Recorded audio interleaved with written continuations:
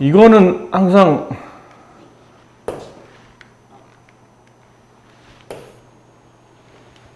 그림을 좀 크게 합시다.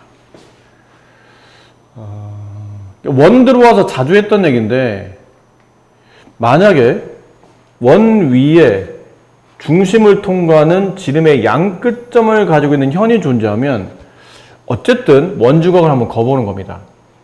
그럼 여기는 A에서 C로 이렇게 선이 그어져 있죠? 그럼 B에서 나머지 선을 그어서 이렇게 지름의 양 끝점을 가지는 원주각을 그어요. 그럼 이 각도가 90이 되는데 여기까지만 하면 거의 다 끝났어요.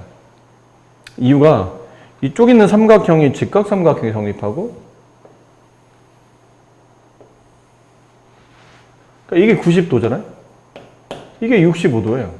그럼 여기 몇 도가 남냐면 15도가 남죠. 근데 이 15도가 이 호를 바라보는 원주각이에요. 그럼 그 호를 바라보는 x가 중심각이니 15의 2배, 30도 이렇게 만들어집니다. 그래서 이 선을 긋는다는 게 이 문제는 핵심이다. 이 포인트를 잘 짚으셔야 돼요. 점이죠. 그리고 E1의 반지름이 9라고 되어 있네요. 그 APC 30도, 호 AD 여기에요. 호 BC 이만큼이에요. 자, 이 호의 길이 두 개를 더한 길이가 얼마입니까를 알아야 되는데, 사실 의미상 보면 이런 거거든요. 여기 있는 이 호의 길이 빼고 나머지 호의 길이를 모두 다 더한 거기 때문에 저 호의 길이에 해당하는 중심각이나 혹은 원주각 크기를 구하는데 일단 포인트를 맞추시고, 그럼 여기에 30도, 이 30도를 어떻게 써볼지 고민해야 돼요. 근데 이렇게 한번 만들어 봅시다. 여기 있는 각도를 x라고 할게요. 모르니까. 그러니까 어디가 x냐면 호 AC, 지금 표시되지 않은 호 있죠. 내가 갖지 못한 호. 그 호의 길이가 바라보는 원주각을 x라고 둔 거고, 또 이쪽도 내가 갖지 못했던 호, 여기.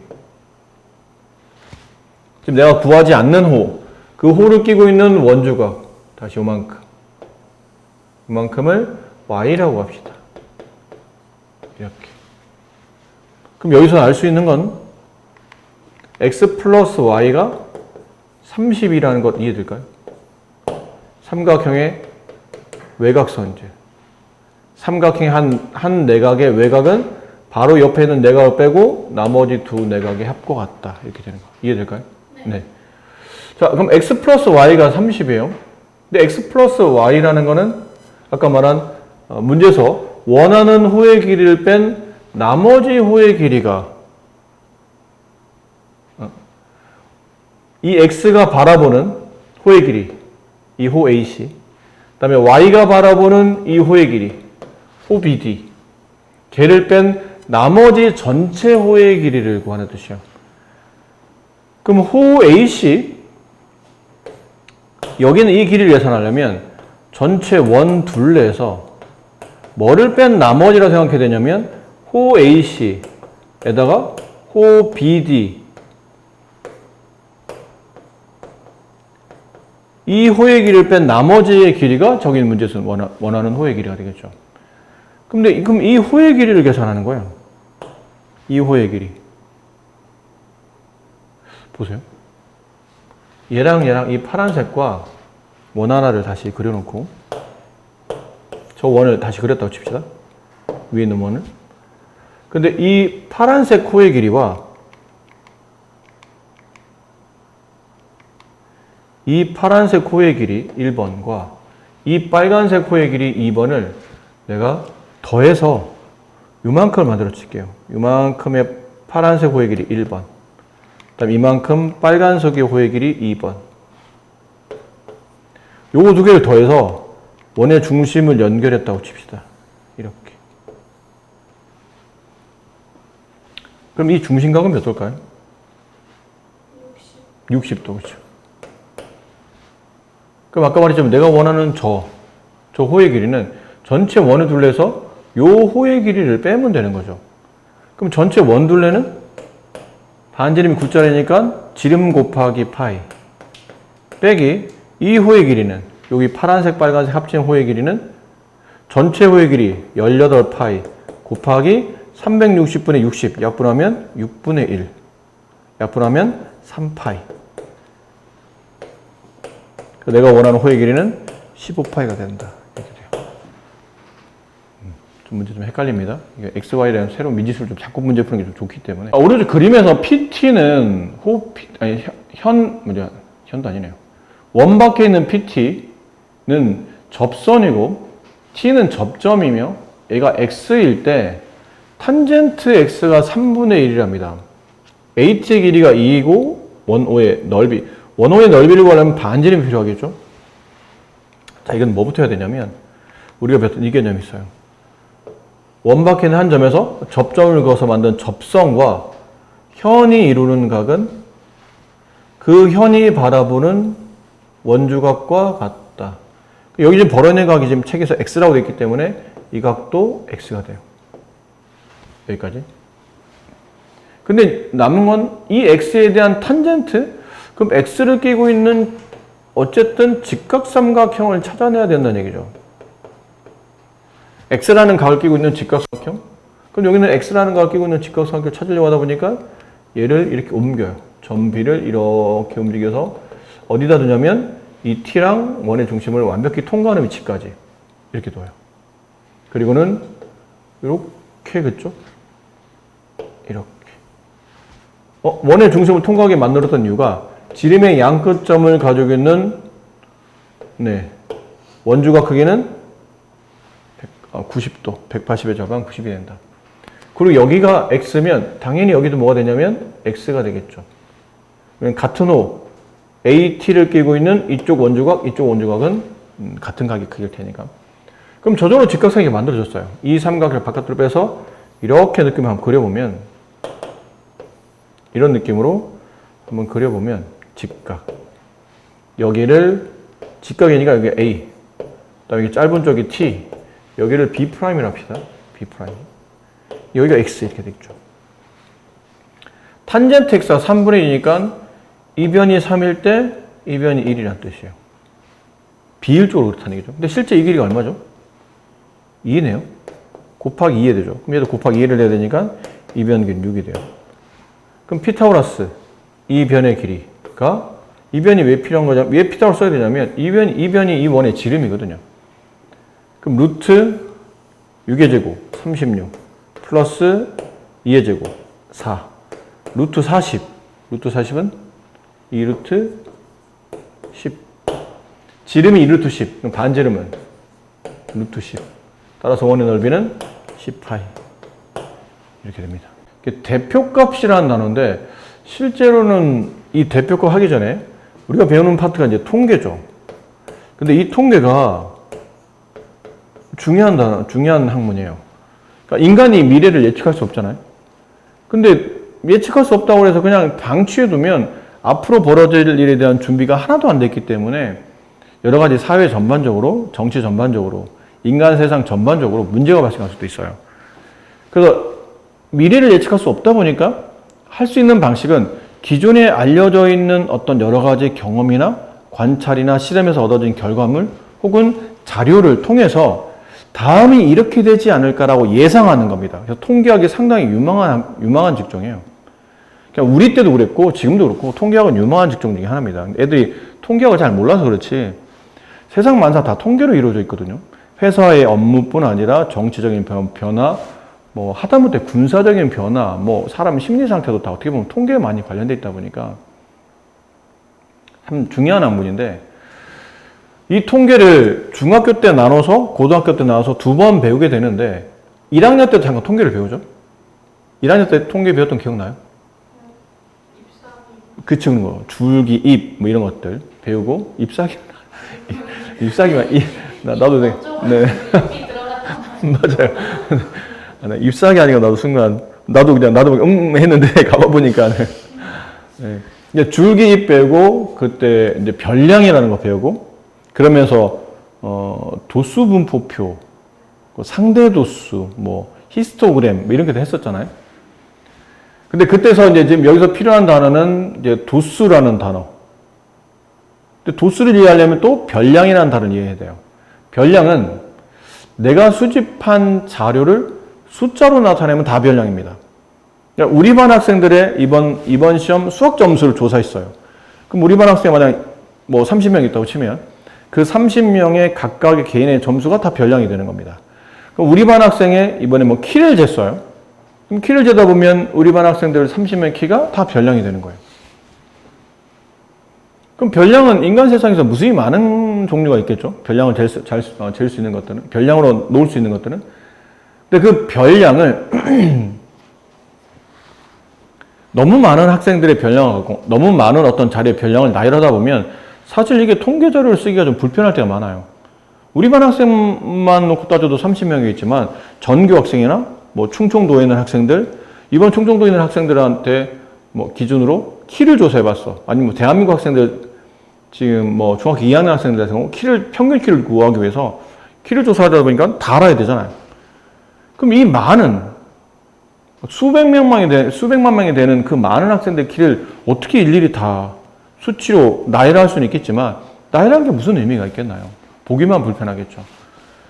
그러다 보니까 야 이거 너무 수치가 너무 불편하니까 적당히 구간으로 나눠서 묶자. 그래서 만든 게 계급이에요. 뭐 130 이상, 140 미만, 만약에 예를 들어 10cm 단위로 묶는다면 뭐 20cm로 묶을 수도 있어요. 근데 그거는 통계 자료를 만드는 사람들이 어떤 나름의 뭐 이유에 따라서 만들었겠죠. 10cm 단위로 묶는다면 130 이상, 140 미만 몇 명이 조사하고 140 이상, 150 이상 또 몇 명이 조사하고 이런 식으로 조사하다 보니까 그 계급 안에 포함되어 있는 자료의 개수, 이 개수를 보통 도수라 불러요. 그 도수를 그 도수의 분포 상태를 잘 알기 위해서 만든 표가 도수 분포표죠. 이런 거 했었잖아요. 뭐 130 이상, 140 미만, 140 이상, 150 미만. 표 만들어 놓고 여기는 뭐 키, 여기는 인원수.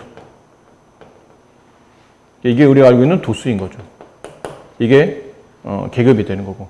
그래서 뭐 10명, 5명 이렇게 하는 거. 이렇게 만든 표를 우리가 도수분포표라고 그러죠.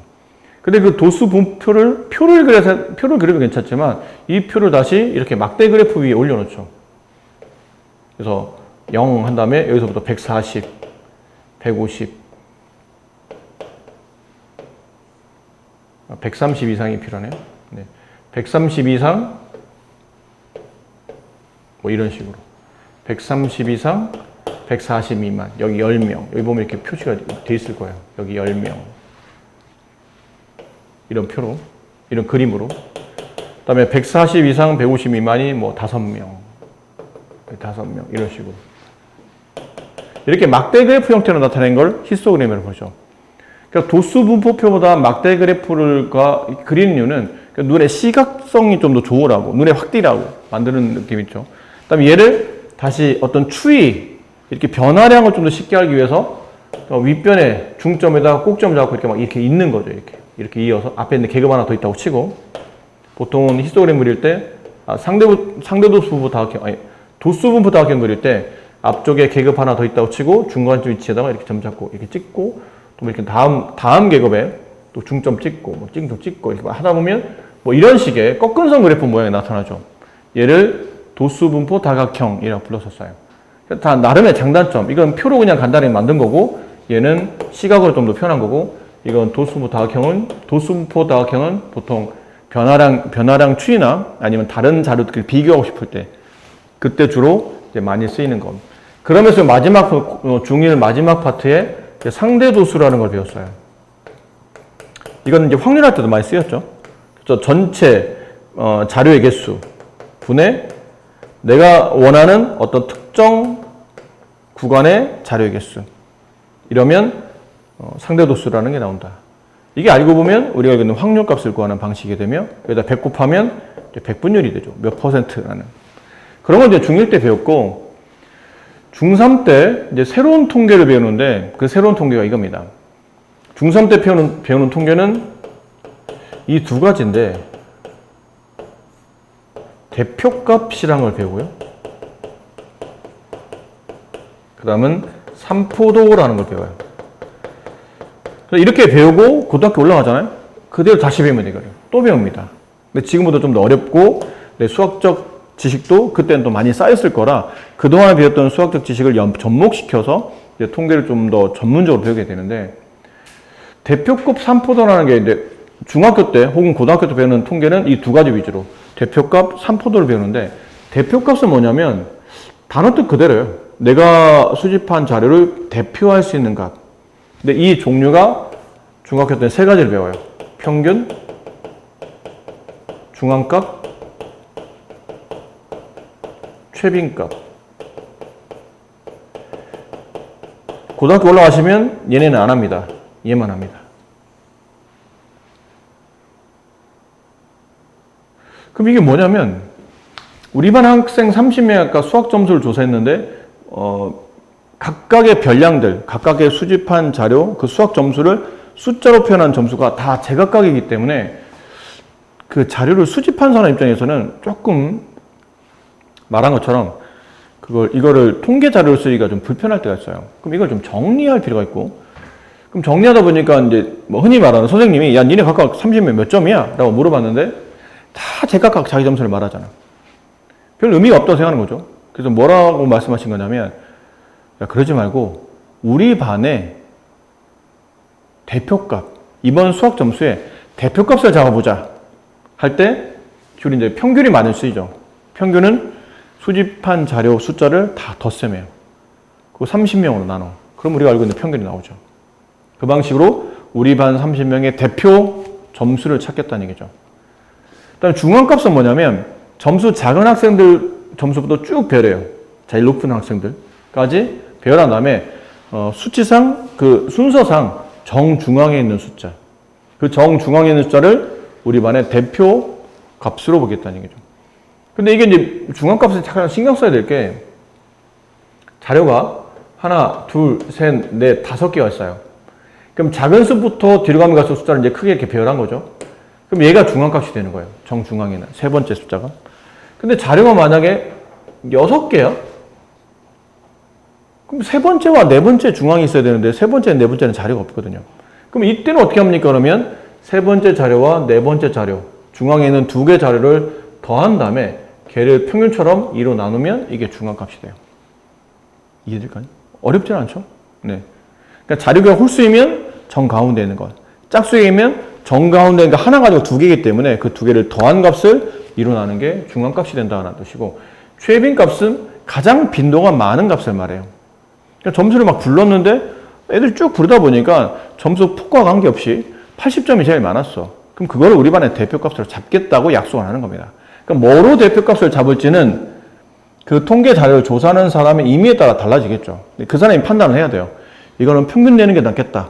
이건 중앙값이 낫겠다. 이거는 기호도를 조사하는 거다 보니까 뭐 여러 개 점수가 나와도 여러 숫자가 나와도 가장 많은 기호, 사람들이 이거 좋아하는 거, 가장 많은 거를 대표로 잡는 게 좋겠다. 그러면 이제 최빈값을 잡는 거고. 근데 이제 최빈값은 또 이런 특징이 있어요. 가장 많은 자료잖아요. 근데 1, 2, 3, 3, 3 이렇게 되면 최빈값은 3이 됩니다. 평균 구하라면 다 더한 다음에 2로 나누는 거고, 중앙값을 구하라면 얘네가 2개가 중앙이죠. 얘네 둘을 더한 다음에 2로 나눠요. 그럼 2.5가 중앙값이 돼요. 근데 최빈값을 구하라면 3이 제일 많으니까 3이 최빈값이에요. 근데 자료를 분포하다 보니까 이럴 수도 있거든요. 2가 3개, 3이 3개. 그럼 이때 최빈값은 뭘까요?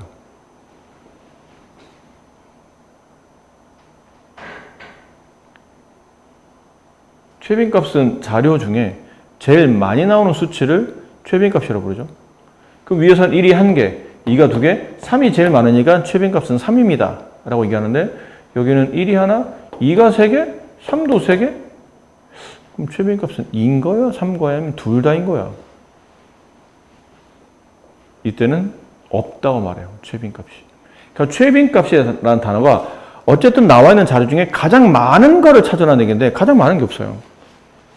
누가 특별히 더 뛰어나게 많다는 게 없다는 얘기죠. 이럴 때는 최빈값이 아니죠. 네. 다 똑같은 경우 빼고 최빈값 여기 나와 있는데 이거 보면서 말씀드릴게요. 말을 잘못했어요. 아까 같은 케이스는 최빈값이 두 개인 거고 다 똑같을 때가 있어요. 자료가 2, 2, 2, 3, 3, 3, 4, 4, 4 이렇게 되는 거죠. 다 얘도 3개, 얘도 3개, 얘도 3개 이렇게 되면 최빈값은 없어요. 그러니까 누가 특별히 더 많다고 말할 수가 없다는 얘기죠. 근데 아까 1, 2, 2, 2, 3, 3, 3 이렇게 되면 최빈값은 2 그리고 3이 최빈값이에요. 얘네가 제일 많다는 얘기죠. 그래서 내용이 이렇게 막 이쪽 어렵거나 그러진 않기 때문에 이건 바로 문제를 들어가도 되지 않을까 싶습니다. 그래서 한꺼번에 쭉 설명드리고 나머지는 직접 한번 계산, 밑에 있는 예제 문제는 직접 계산해 보시는 걸로 할게요.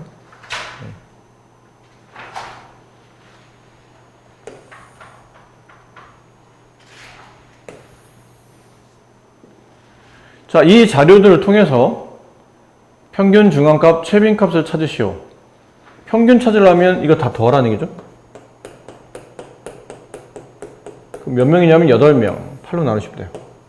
평균은 이렇게 구하는 거죠. 이건 설명 안 드려도 되죠? 네. 그다음 중앙값은 숫자 제일 작은 걸 먼저 찾아야 돼요. 18. 그 다음 작은 값 28 2개. 그 다음 작은 값 32. 그 다음 40, 45. 그 다음 49, 50. 이렇게 배열되겠죠.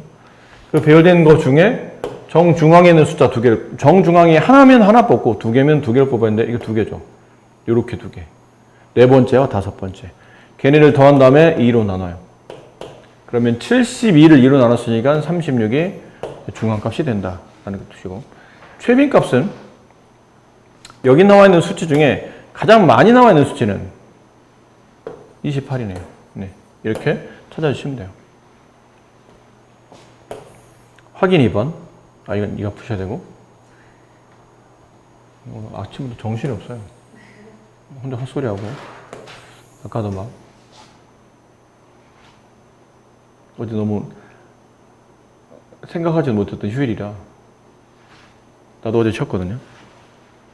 네. 하루 종일 집에서 잠만 잤더니 머리가 띵해가지고 너무 많이 잤나 봐요. 오늘 아침에 어제 하루 종일 자고. 다음은 8개의 별량을 작은값으로 크기수로 배열한 겁니다. 중앙값이 223일 때 x값을 구하랍니다. 가장 작은 것부터 배열합시다. 가장 작은 게 214. 작은 것부터 크기수로 나열했답니다. 네. 이게 나열되어 있는 상태예요. 내가 할 건 없어요. 그럼 남은 거는 숫자가 지금 8개니까 네 번째와 다섯 번째, 얘네 둘. 얘네 둘을 더한 다음에 2로 나누면 중앙값이 나온다. 그게 223. 그럼 넘어가면 221 플러스 x는 446. 따라서 x는 225 이렇게 되겠다라는 거죠. 희망인의 모든 학생 7명의 휴일에 평균 수면 시간을 조사했더니 다음과 같답니다. 평균과 최빈값이 같을 때 x값을 구하시오. 일단 평균 구합시다. 다 더하면 7명 나누고 다 더하면 얼마예요? 15, 20, 27 얼마요? 계산인데 지금 머리가 좀 띵해서 계산 좀 했어요. 43이요? 네. 43 플러스 x. 이게 평균입니다. 다음 최빈값. 일단은 여기 5가 하나, 8이 하나, 9가 하나씩. 근데 7이 벌써 3개잖아. x가 뭐였던 간에 최빈값은 7이겠죠. 네. 곱하면 49, x는 6 이렇게 되겠습니다. 3포도는 여기 설명에 나와 있죠. 별량들이 내가 수집한 어떤 자료가 숫자로 표현되어 있을 때 그 숫자들이 대표값, 아까 대표값 종류 세 종류, 평균, 중앙값, 최빈값, 이 대표값을 중심으로 흩어져 있는 정도를 우리는 3포도라고 나타냅니다. 나온 것처럼 별량이 대표값보다 좀 많이 멀리 흩어져 있으면 산포가 크다라고 말하고, 대표값 주위에 많이 밀집돼 있으면 그때는 산포가 작다라고 표현하고, 여기 나온 것처럼 동현과 진웅이 있는 학생 2명, 1회 시험, 2회 시험, 3회 시험, 4회 시험에 대한 점수를 조사해 봤더니 다음과 같답니다. 표로 그려줬죠. 근데 보니까 둘 다 평균은 아마 70으로 조사가 되고 있는 것 같아요. 70인가요? 네. 70으로 조사가 되고 있는 것 같아요. 근데 이 친구는 이렇게 점수가 60이 한 번, 70이 3번, 그 다음에 80이 한 번. 근데 이 친구는 52번, 그 다음 82번, 92번 하다 보니까 점수가 좀 약간 폭이 좀 크죠. 그러니까 두 학생 중에 좀 더 동현이가 산포도가 작다라고 표현해요. 평균 70의 점수가 고만고만 모여있다는 얘기죠. 60 아니면 70 아니면 80. 그래서 왔다 갔다. 근데 진웅이는 평균은 70인데 못했을 때는 아주 못했다가 또 잘할 때는 곧잘 잘했다가 왔다 갔다 하다 보니까 평균 기준으로 자료가 많이 좀 흩어져 있는 상태죠. 평균과 좀 멀어져 있는 상태예요. 이럴 때는 산포도가 크다라고 말하고, 두 사람을 놓고 수업할 때 수업하기 편한 쪽은 이제 동현일 겁니다.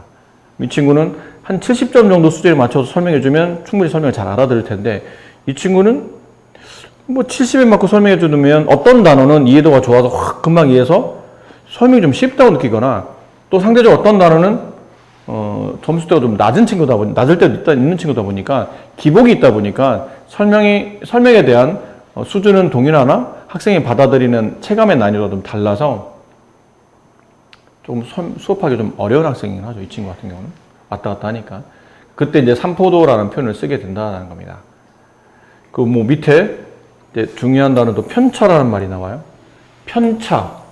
보통 뭔가 차이를 말할 때 저 편차라는 말을 쓰는데, 수학적으로 편차는 별량에서 평균을 뺀 값이에요. 그러니까 우리 반 평균이 70이야. 근데 내 점수가 80점이면 편차는 플러스 10이 되는 겁니다. 그러니까 나는 우리 반 평균이 10점이 더 올라가 있는 친구라는 뜻이고, 우리 반 평균이 70인데 내 점수가 50이면 내 편차는 마이너스 20 이렇게 만들어져서 우리 반 평균을 깎아먹는 놈이 되는 상태가 되죠. 그래서 알아두셔야 될 것, 그러니까 편차는 별량에서 평균을 뺀 값이지만 편차의 총합은 항상 0이다. 그럴 수밖에 없는 게, 분명 평균 기준으로 편차가 높은 친구였으면 편차가 낮은 친구도 있을 거라는 얘기죠. 왜냐하면 평균을 기준으로 점수를 플러스 마이너스 했기 때문에. 그럼 약간의 오르락내락 하겠지만 결과적으로는 나중엔 평균값에 만들어진다. 그 합은 다, 편차의 총합은 평균값에 관련돼서 나와서 더하기 빼기 되는 값이기 때문에 편차의 총합은 0일 수밖에 없다라는 뜻이고, 평균보다 큰 별량이면 편차는 양수고 작으면 음수가 되고, 편차의 절대값이 클수록 별량은 아무래도 평균에서 멀어질 수밖에 없겠죠. 우리만 점수가 70인데 한 명이 뭐 90점 받았어요. 그럼 편차 플러스 20. 한 명은 마이너스 20. 50점 받았고. 근데 여기 어떤 친구는 뭐 플러스 5점, 75점. 그럼 이런 친구들보다 이런 친구들이 훨씬 더 평균에서 가깝죠. 이럴 때야 편차의 절대값이 부호와 관계없이 편차의 절대값이 작으면 작을수록 평균에 많이 밀집되어 있다는 뜻이고, 크면 클수록 평균에서 많이 멀어지고 있다라는 겁니다. 그러니까 여기까지도 사실 크게 뭐 단어의 뜻을 새로 익히는 거 빼놓고는 뭐 크게 어려울 바는 없어요. 근데 여기서부터 어려운 게 아니고 이제 본격적인 이제 개념이 좀 더 추가되는데, 아까 우리가 왜 학교 선생님이 이렇게 그런 얘기를 물어봤다고 그랬잖아요. 야, 이번 우리 반 학생들 수학 점수가 몇 점이니? 그랬더니 30명 학생이 쭉 자기 점수를 말해. 가만히 있어도 선생님이, 야, 너무 정신없어. 너희들 30명 점수를 내가 다 기억할 수도 없고. 그러니까 그러지 말고 너희 30명을 대표하는 대표값을 잡아보자. 그래서 아까처럼 여러 가지 이제 방법이죠. 다 더한 다음에 30명으로 나누는 평균. 작은 숫자부터 쭉 나열한 다음에 정중앙에 있는 값을 두 개를 더해서 2로 나눈 값. 그게 중앙값. 그다음 최빈값은 나와 있는 점수 중에 가장 많은 횟수를 가지고 있는 거를 대표값. 이런 게 이제 대표값을 잡아줬는데, 보통 일반적으로 대표값 중에 가장 많이 쓰이는 거는 평균입니다. 평균. 그래서 야, 그러면 우리 반 대표값은 평균으로 잡자 라고 한 거예요. 그래서 대표값을 평균으로 잡았어요. 우리 반 평균이 70점이야. 근데 선생님 좀 이따 다시 들어오시더니 막 화가 나셨어. 야, 우리 반이 이번 시험에서 꼴등이야. 니네 도대체 공부를 왜 안 하는 거냐? 그래서 이놈 자식들 내가 오늘 우리 반 평균 깎아먹는 놈을 찾아내겠어. 그래서 물어보신 거죠. 야, 너 몇 점이야? 그랬더니 우리 반 평균 70인데 너 몇 점이야? 그랬더니 저는 74점인데요. 아, 자식. 괜찮아. 난 우리 반 평균보다 높은 애니까 플러스 4점의 편차. 너 몇 점이야? 그랬더니 저는 60점인데요. 너 이 자식, 네가 우리 반 평균 깎아먹고 있구나. 넌 편차 마이너스 10. 그렇게 이제 편차들 쭉 이제 애들한테 편차를 부르려 한 거야. 자기 점수에서 평균값을 빼게 했죠. 그러면서 편차를 막 얘기하고 있는 도중에 또 그 편차도 결국은 30개가 되겠죠. 그래서 선생님 또 듣다 보니까 자료가 많아지다 보니까 이것도 역시 자료의 쓰임새로 좀 좋지 않아요. 그래서 야, 아까 너희들 점수의 대표값을 잡듯이 니네 편차도 한번 대표값을 잡아보자. 니네 편차 너무 많아. 내가 헷갈려. 그러니까 너희들 편차의 대표값, 평균을 찾아보자. 근데 문제는 뭐냐면 편차의 평균을 잡으려면 편차의 총합을 30명으로 나눠야 되잖아요. 근데 아까 배웠지만 편차의 총합은 0입니다. 그럼 이게 어느 반에서 뭐 평균이 잘 나왔던 못 나왔던 어느 반에 조사하더라도 편차의 총합이 항상 0이라는 이 문제점에 부딪히게 돼요. 그러면 편차의 대표값을 찾을 수가 없을까? 하다 보니까 이제 수학자들이 만나낸 방식 중 하나가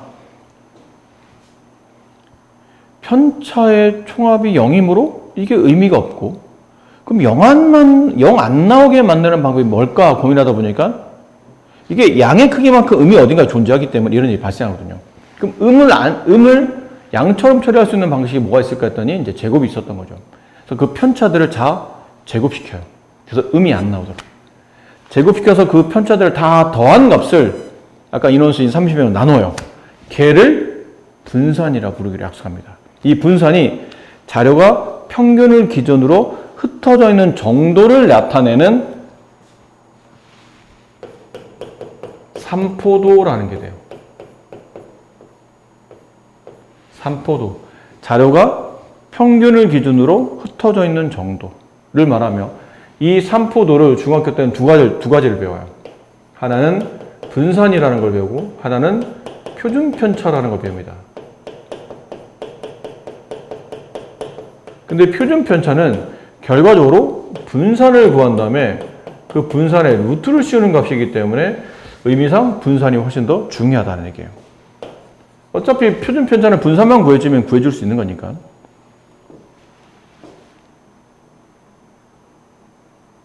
근데 표준편차는 왜 분산의 루트를 씌워야 되는 거죠? 그러면 원래 이게 정확한 의미는 아니긴 해요. 수학적으로 이렇게 정확하다 말할 수는 없는데 그것도 학생들한테 아직 안 배운 내용을 설명하기는 애매하고 학생들이 좀 이해하기 편하게 왜 굳이 분산이라는 삼포도를 구했으면 됐지 거기다 왜 또 루트를 씌우는 겁니까? 라고 굳이 묻는다면 아까 분산할 때 분산은 편차의 총합이 0인 걸 막기 위해서 편차를 다 제곱시켜 버렸죠. 그러다 보니까 원래 편차보다 수치가 좀 변화화되어 있는 상태예요. 그 제곱한 값을 원래 값에 가깝게 만들려고 하다 보니까 루트를 씌웠다라고 생각하시면 뭐 됩니다. 중학교 교과는 그렇고 나중에 대학교 가시면 좀 다르게 배우시긴 하겠지만 어쨌든 그렇다는 거죠. 어쨌든 핵심은 분산을 구한다. 그럼 분산이 중요하다. 그럼 분산을 구하려면 분산이라는 게 뭔지를 봐야 되는데 분산은 한글로 표현하면 아까 그거였어요. 편차의 제곱을 다 더한 다음에 인원수로 나눈 거죠. 결론 달리 말하면 편차 제곱의 평균을 구한 게 분산이에요. 편차 제곱의 평균, 이게 분산. 아셨죠? 다음부터 분산 구하라 그러면 편차 제곱의 평균 구하라는 뜻이구나. 그럼 필요한 거는 첫 번째 편차, 생각해보면 편차 제곱의 평균이니까 인원수가 필요할 테고 근데 그는 보통 나와 있는 경우가 많으니까 그럼 편차 제곱이 필요하니까 편차값이 필요해요. 근데 편차를 구하는 공식은 별량 마이너스 평균. 근데 별량은 자료를 수치를 문제 보통 주어지는 경우가 많기 때문에 결국은 평균 구하는 게 1순위라는 거죠. 첫 번째 분산 구한다 그러면 분산 구하기 첫 번째 평균 구하기 두 번째, 편차 구하기. 세 번째, 편차의 제곱을 정리하기. 그런 다음에 그 제곱의 평균. 그러면 분산이 된다. 이렇게. 일단 평균부터 먼저. 아시죠? 자, 이게 나와 있습니다. 밑에 얘가. 다음 자료에 분산과 표준 편차를 구하시오. 그럼 1단계. 평균부터 구해라. 다 더한 다음에 5로 나누면 평균은 11. 그 다음에 편차를 구해라. 별량 마이너스 평균, 마이너스 3. 별량 마이너스 평균, 마이너스 1. 0, 여기는 1, 여기는 3. 이렇게. 이걸 다 더하면 0밖에 안 나온다. 그러니까 그 다음 단계는 얘를 제곱해라. 9, 1, 0, 1, 9. 그러니까 편차의 제곱을 평균 구해라. 다 더한 다음에 5로 나눈다. 그러면 4가 나온다. 이런 편이에요. 아셨죠? 네. 여기 있는 문제.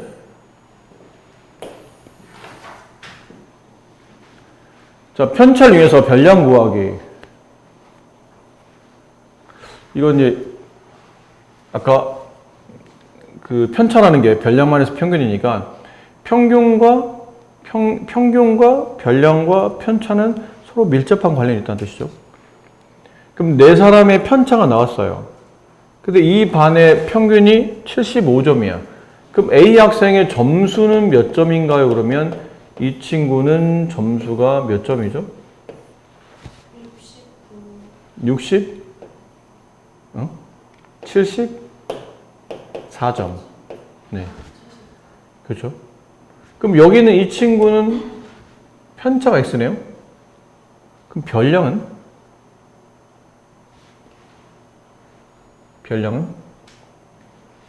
보세요. 편차라는 게 별량 마이너스 평균. 이렇죠? 여기 이 친구의 편차가 X점이니까 별량은 뭐 어떤 점수에 75를 뺀 점수겠죠. 그게 이제 X가 나온 거고. 어떤 점수에다가 뭐 Y라고 합시다. 75를 빼면 X라는 편차가 나오고. 뭐 이런 식으로 원래는 조사를 해 가야 된다는 뜻이죠. 근데 이 문제가 그럴 필요가 없는 문제라는 얘기예요. 어차피 좀 우리는 X값만 구하면 되잖아요. X값을 알아야 되고. 그럼 X를 구하려면 가장 먼저 해야 될 게 편차의 총합은 0이라는 이 성질을 이용하는 거죠. 이거 생각보다 굉장히 자주 쓰입니다. 편차의 총합은 0이라는 것. 그럼 X는 이렇게 합치면 얘랑 없어지고 얘랑 없어지려면 마이너스 5 이렇게 되네요. 그럼 이 친구는 네, 점수가 70점? 그렇죠. 평균 구하는 거니까 이 친구의 점수는 78? 이 친구의 점수는 73, 80. 따라서 평균 구하면 이걸 다 더한 다음에 5로 나누면 평균값이 나온다. 중요한 건 편차의 총합이 0이다. 이걸 써먹어야 된다. 였고, 이번 문제. 다음 표는 6명 1분당 맥박수의 편차를 나타낸 건데 분산과 표준 편차를 구하시오. 분산, 표준 편차. 먼저 해야 될 게 평균 필요하죠. 근데 여기서는 평균 구할 필요는 없어요. 편차값만 알면 되니까. 편차의 제곱의 평균이 분산이니까. 편차가 다 나와 있네요. 그럼 얘는 4의 제곱, 1의 제곱, x제곱, 마이너스 2의 제곱, 1의 제곱, 플러스 마이너스 2의 제곱. 얘를 총 6명 나누면 분산값이 나온다. 선생님, 평균 왜 안 구하죠? 평균은 사실 분산 구하기 위해서 평균이 필요했던 건데, 죄송해요. 편차를 구하기 위해서 평균이 필요했던 건데, 편차를 지금 알고 있잖아요. 그럼 굳이 여기서는 평균은 필요 없다는 얘기죠. 남은 거는 다 알고 있는데 얘만 모르죠? 따라서 편차의 총합은 0이다. 이 개념을 이용합니다. 그럼 여기 지울게. 마이너스 2, 마이너스 2, 마이너스 4, 플러스 4 이렇게 셋이 지워질 테고, 그 다음에 1, 1. 따라서 얘는 마이너스 2가 되겠네요. 그럼 얘도 마이너스 2의 제곱. 이렇게. 이걸 계산하면 분산이 나오고, 그 분산이 나온 값에 루트를 씌우면 이제 표준 편차가 나온다. 라는 내용이었죠.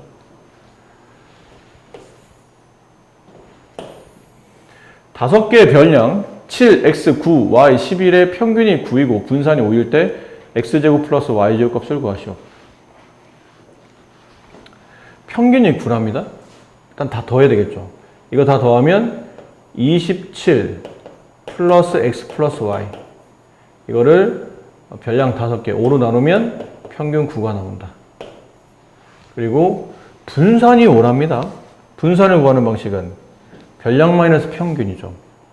별량 7 마이너스 평균 9 마이너스 2 얘 제곱 x 마이너스 9의 제곱 0의 제곱은 의미 없으니까 생략할게요. 그 다음은 별량 마이너스 평균의 제곱 그 다음에 11 마이너스 9 2의 제곱 이거를 5로 나누면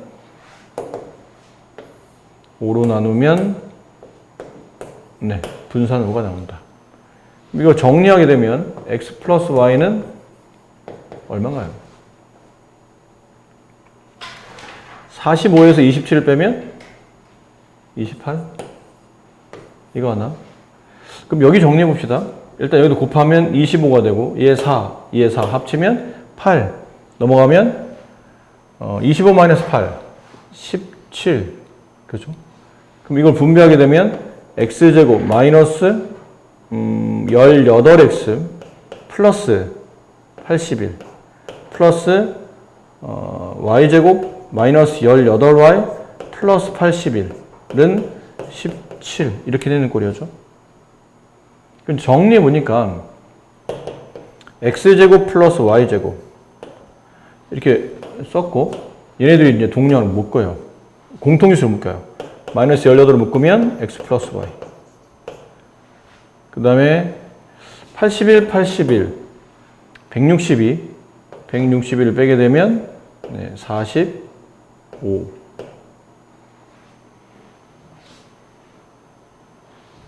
마이너스 145 마이너스 145 이 식을 여기다 집어넣는다고 생각하시면 되겠죠. 이게 둘을 연립하는 거니까 x 플러스 y 값 대신에 28을 집어넣어요. 그럼 x제곱 플러스 y제곱은 넘어갔을 때 18 곱하기 28에서 145를 뺀다 이렇게 보시면 되겠네요. 이거 계산하실 수 있겠죠? 네, 계산해서 답 구하시면 됩니다.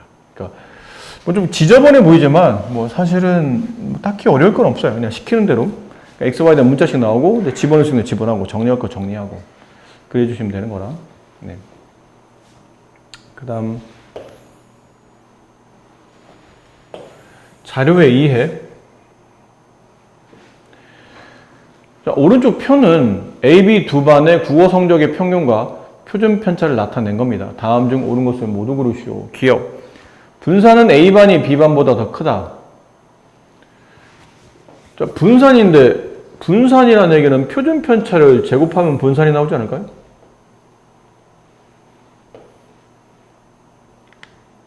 뭐야? 진짜 오늘 멍하네. 뭐 하나 제대로 하는 게 없어. 네. 분산. 그럼 9의 제곱 81, 7의 제곱 49 이게 분산이 되겠죠. 그럼 분산이 크다는 뜻은 산포가 크다는 뜻이고 분산이 작으면 평균에 많이 밀집되어 있는 산포가 적다. 물론 표준 편차 보고도 알 수 있는 거고. 분산은 A반보다 B반이 크다. 맞는 말이다. A반이 B반보다 크다. 맞는 말이고. B반의 성적이 A반 성적보다 우수하다. B반의 성적이 A반 성적보다 더 우수하다. 맞나요? 네, 평균이 높으니까 우수하다 말할 수 있겠죠. 지금 A반 성적이 B반 성적보다 더 고르다. 반대 아닌가요? 그러니까 산포가 크고 산포 작다 뜻은 이쪽이 좀 평균에 많이 밀집되어 있다는 뜻이죠. 산포는 흩어진 정도를 뜻하고 흩어진 돈의 숫자가 작다는 뜻은 평균에 많이 밀집되어 있다. 따라서 B반이 더 성적이 고르다. 이건 틀렸다. 리을 B반의 성적이 A반 성적보다 평균 가까이 더 모여 있다. 그런가요? 네. B반의 성적이 뭐 아무래도 산포가 네. 작다 보니까 성적이 더 A반보다 평균이 많이 밀집돼 있다 라고 볼 수 있겠죠. 뭐 읽어보면 충분히 알만한 내용이라 B반의 성적이 A반 성적보다 우수하다, 그렇다.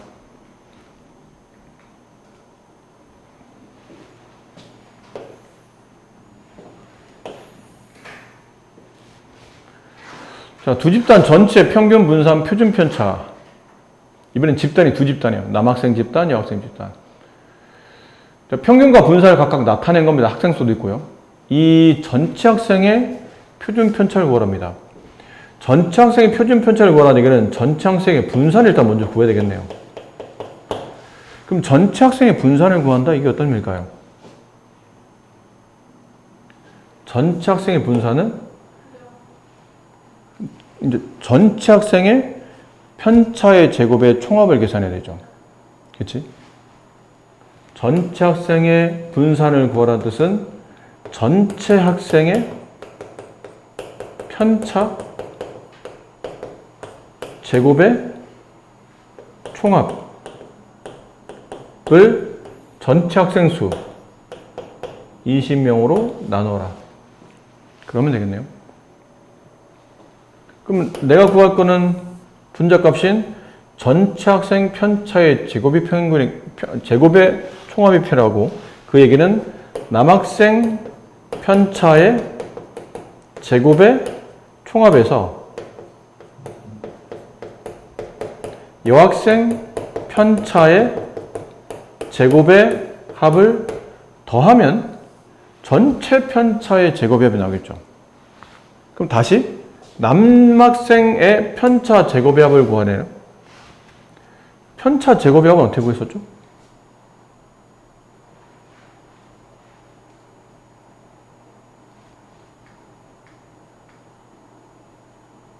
편차 제곱의 합? 편차 제곱의 합을 인원수로 나누면 이게 뭐가 되죠? 분산이 되죠. 그럼 반대로 분산에다가 인원수를 곱하면 편차 제곱의 합이 나와요. 그럼 남학생 편차 제곱의 합은 남학생 분산에다가 남학생 인원수를 곱하는 겁니다. 그럼 남학생 분산 6 곱하기 인원수 8 더하기 여학생 분산 11 곱하기 여학생 인원수 12. 걔를 뭘로 나누시면?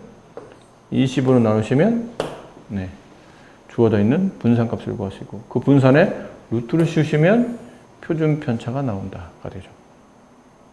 그러니까 이거를 단박에 푼다기보다는 이렇게 중간 과정을 다 이해를 하셔야 돼요. 표준 편차는 당연히 분산 구하는 거고, 전체 학생의 분산, 그럼 전체 편차의 제곱의 총합을 학생 수, 남학생 학생 합친 20명으로 나눈다. 그럼 전체 편차의 총합은 남학생 편차의 제곱이 있을 테고 여학생 편차의 제곱이 있으니 그걸 더하면 된다. 근데 그럼 편차의 합은 어떻게 구하느냐? 편차의 총합을 학생 수, 인원수로 나눈 게 우리가 알고 있는 분산값이었으니까 반대로 곱하면 다음처럼 나타난다. 그래서 그걸 남학생, 여학생에 적용하면 다음처럼 계산이 된다라는 표현이었었어요. 그걸 정리한 게 여기 책에 나와 있는 개념이랍니다. 그래서 이거 48? 여기는 얼마예요? 답이 안 맞는 것 같은데? 어디 계산 틀린 건 아니겠죠? 48 더하기 이게 얼마인가요? 120에 132? 네, 맞네요. 네. 20분의 180 약분하면 루트 9. 루트 9는 3이라는 값을 갖는다. 이렇게 되는 거죠. 아, 이거는 옆에 빈 공간이 있으면 좀 따로 좀 써놓으세요. 아, 이건 잠깐 풀이를 좀 보면서 같이 설명드릴게요.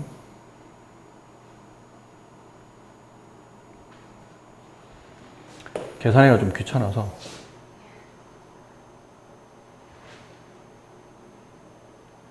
그러니까 이 풀이를 안 풀려고 그러는 거예요. 이 풀이를 풀 것 같으면 이 풀이를 보여드려야 되는데 어차피 이 풀이를 안 풀 거라. 세개별량 ABC의 평균이 8, 분산이 14랍니다. 그랬을 때 별량이 A-E, B-E, C-일 때 평균과 분산값을 구하시오. 그러면 A, B, C에 대한 관계성을 이해하기 위해서 평균값을 먼저 조사해봤죠. A, B, C에 대한 평균 이렇게. 다음 A, B, C에 대한 분산이 14니까 분산 구하는 방식은 별량 마이너스 평균, 별량 A 빼기 평균, A 마이너스 B, A 마이너스 8, B 마이너스 8, C 마이너스 8. 이게 편차. 그 세 편차의 제곱의 총합을 인원수 3으로 나누게 되면 14라는 분산값이 나온다라는 거죠. 그래서 위에서 이걸 분배를 해주는 겁니다. 이걸 다 분배하는 거예요. 이거 계산해보면 A 더하기 B 더하기 C 값이 이렇게 된다는 얘기죠.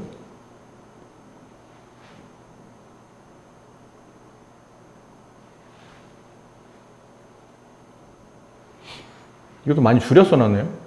A, B, C, 이 셋의 평균값을 구하라는 얘기는 A-E, B-E, C-를 다 더한 다음에 3으로 나눴다는 뜻이죠. 그게 평균인데, 이걸 계산하다 보니까, 네, 이렇게, 다 따로따로 쓴 것 같아요. 3분의 A, 3분의 B, 3분의 C에다가 마이너스 2, 마이너스 2, 마이너스를 더하면 마이너스 6, 그래서 3으로 나누면 마이너스 2가 나온다. 이렇게. 네, 그 값이 여기 A 플러스 B 플러스 C가 아까 위에서 보면 얼마였나요? 이 자체가 8이죠. 요 자체가 8. 8에서 1을 빼면 6. 이렇게 평균값이 나오고 평균은 구해졌고 분산은 편차의 제곱의 총합이니까 편차값 A-2에서 얘 평균값인 이 별량의 평균이 6이었죠. 그럼 A 빼기 2, A 빼기 2 빼기 6, B 빼기 2 빼기 6, C 빼기 2 빼기 6 해가지고 이렇게 써요. 그러면 이렇게 된다는 얘기죠. A-8의 제곱, B-8의 제곱, C-8의 제곱 이렇게 써봤더니 아까 위에서 똑같은 값이죠. 14 이렇게 된다. 근데 이거를 선생님이 이렇게 안 푼다고 그랬던 게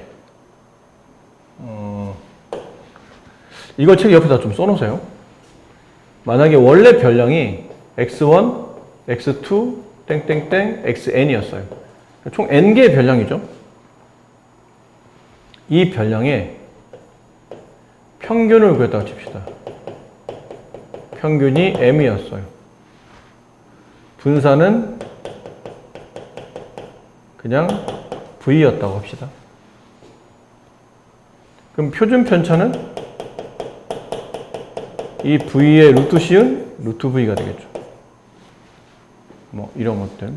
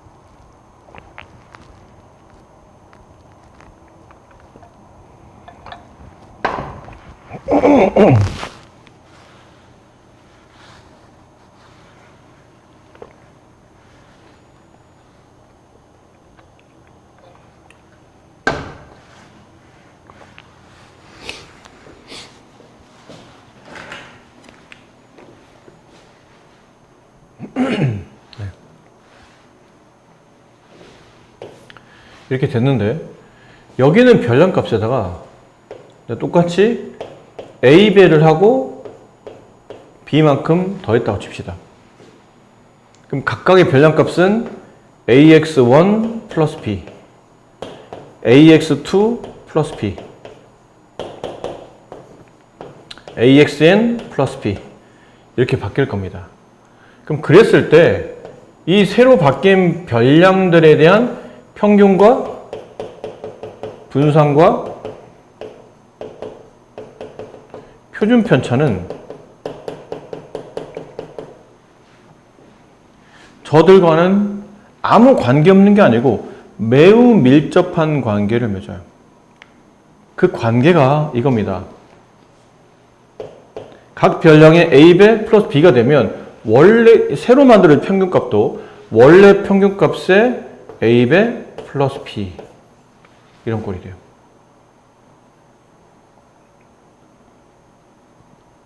분산은 원래 있던 분산값 V에다가 저기 지금 이게 A배라고 되는 거죠. A배. 분산은 제곱을 보통 처리하기 때문에 저 곱해지는 A에도 똑같이 제곱배를 곱해요. A제곱 곱하기 V. 그 다음에 표준 편차는 저 원래 표준 편차값 이거 그냥 S라고 할게요. S. 이 S에 절대값 A만큼 이렇게 곱해집니다. 이런 느낌이에요. 근데 이제 여기서 좀 의문인 거는 모든 별량을 A배 플러스 B 하게 되면 평균도 A배 플러스 B가 된다는 모든 별량값이 다 A배 플러스 B가 됐으니까 평균도 그렇게 될 거라는 거는 어느 정도 좀 예상이 되는데 근데 분산은 제곱된 것까지는 그렇다고 쳐. 왜냐면 분산 자체가 편차를 제곱했으니까 이 곱하게 되는 배수 A가 제곱됐다는 것까지는 그렇다고 칩시다. 근데 뒤에는 B는 어디 갔어요? 여기에 B 없지? 분산에 B가 없으니까 표준편차도 B가 없는 겁니다. 근데 왜 분산에 B가 없는 거죠? 이거를 납득시키려면 식으로 보여줘야 되는데 굳이 식으로 보이는 것보다는 그냥 간단한 좀 유치하지만 선생님 표현을 보여드린다면 우리 반 학생들 점수가 평균이 70점이에요. 그리고 그 70을 기준으로 학생들 점수를 분포를 점수가 높은 사람은 위에다 점 찍고 낮은 사람은 아래다 점 찍었을 때 그 분포 상태를 봤더니 뭐 예를 들어 뭐 이런 식으로 점수가 30명이 나타나 있었다고 칩시다. 근데 이랬을 때 이 별량들을 A배 하게 되면 원래 평균값에서 애들이 확 하고 흩어져요. A배 하게 되면. 왜냐면 편차값도 그만큼 배수로 처리되다 보니까 확 하고 흩어지는데 그러다 보니까 그 배수에는 분산이 흩어진 정도가 영향을 받는데 뒤에는 상수에는 영향을 받지 않는 이유가 이런 거예요. 여기 이 그림을 선생님 손바닥으로 이렇게 표현할게요. 이렇게 가운데 있는 선을 그냥 평균으로 보시고 우리 반 학생이 이 정도 흩어져 있는 거예요. 근데 A배를 하게 되면 평균에서 갑자기 편차가 확 A배 되면서 이렇게 변화가 생긴다는 얘기죠. 여기까지는 알겠는데 변화가 생겼어. 근데 여기는 B는 왜 그러면 영향을 안 받냐는 거죠. 근데 B라는 건 뭐냐면 여기 있는 학생들의 점수를 A배 하면 딱 평균에서 확 흩어지는데 이 B가 만약에 10점이었다 칩시다. 그러니까 이번 수학 점수를 조사하다 보니까 잘못되어 있는 게 있어서 니네 점수에서 10점을 다 올려야 될 것 같아. 그러면 여기 흩어져 있는 정도가 그대로 위로 10점이 위로 추가되는 것 뿐이지 흩어져 있는 정도는 바뀌지 않는다는 얘기죠. 그러니까 10점이 더 올라가. 그러면 모든 점수대가 10점이 다 똑같이 평행이동하는 겁니다. 그러니까 그런 느낌으로 이렇게 올라갔다 내려갔다 하는 것 뿐이지 이 흩어진 정도, 이 손가락이 막 위로 이렇게 막 커지느냐 작아지냐 이거는 의미가 없다는 얘기죠. 위아래 그냥 점수가 왔다 갔다 하는 거니까. 그래서 상수항에는 영향을 받지는 않아요. 그래서 뒤에 이제 상수항이 안 붙는 이런 꼴. 그럼 이 문제, 좀 전에 이 문제도 그렇게 풀면 이렇게 안 풀고 좀 전처럼 푼다면 원래 ABC의 세 별량의 평균값이 8이었어요. 분산은 14였어. 근데 여기에 앞에 보니까 ABC의 배수는 안 붙어 있죠. 그냥 상수만 2를 뺐어요. 그럼 새로운 평균값은 원래 있는 평균값의 2를 뺀 값이 되고 분산값은 원래 있는 분산과 동일하다는 얘기죠. 왜냐면 이 앞에 뭐가 붙어야 되냐면 1의 제곱이 곱해져야 되거든요. 1의 배수. 1을 곱해놓은 거라. 근데 1의 제곱은 의미가 없어서 그냥 원래 분산과 똑같은 값이 나온다는 뜻이에요. 근데 이 문제가 너무 쉬워서 그런데 만약에 여기에 3이 붙었어요. 이렇게 3. 이랬다면이죠. 그랬다면 평균은 저 평균값에 3배 한 다음에 2를 빼야 돼요. 그래서 22가 새로운 평균이에요. 그럼 분산은 원래 분산의 몇 배? 3의 제곱배. 이 플러스 마이너스 얘는 의미가 없고 9 곱하기 14 이게 새로운 분산값이 된다라는 표현입니다. 아셨죠? 네.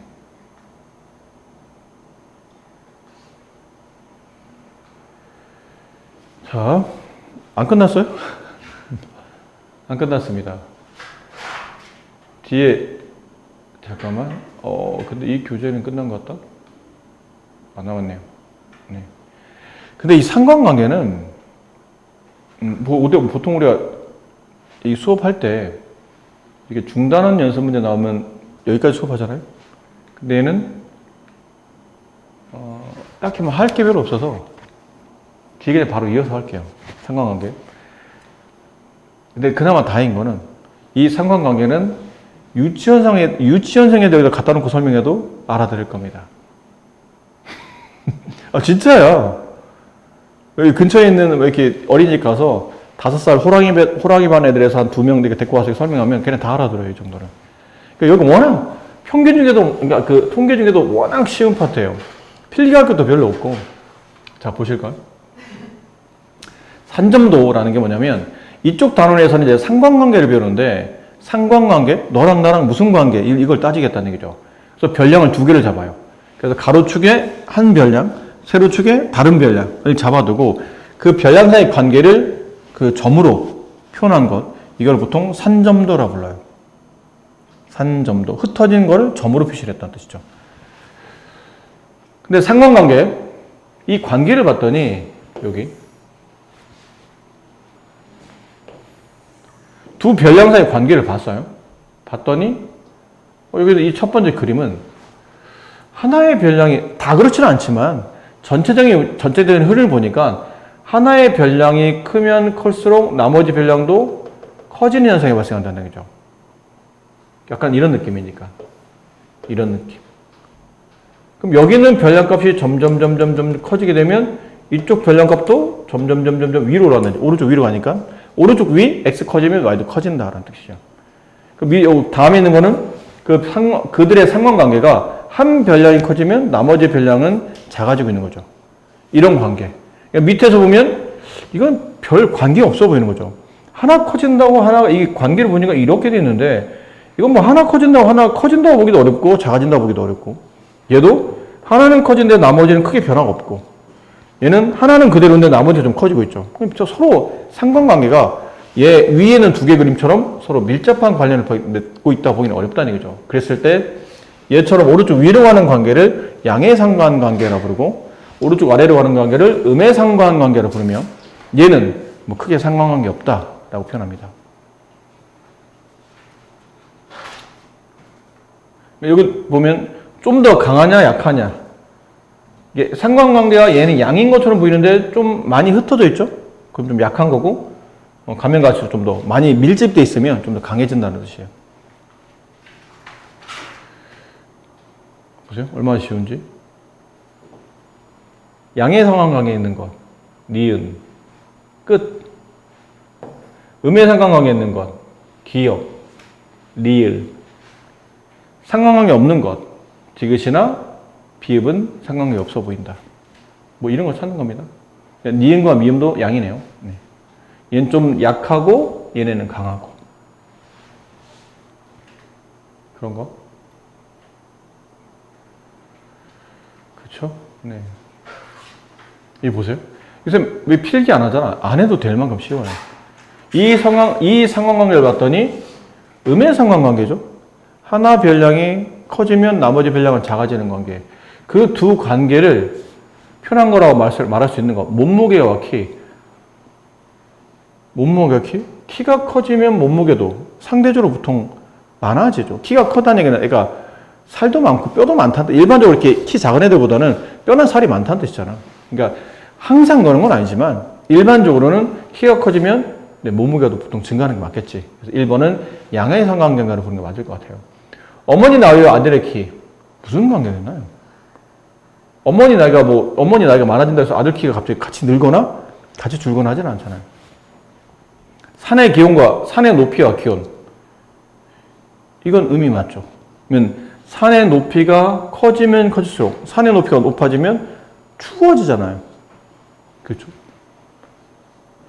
그러니까 문제는 3번이 정답이고 수학 성적과 통학 시간은 별 관계없고 여름철 기온과 아이스크림 판매량 이건 양이죠.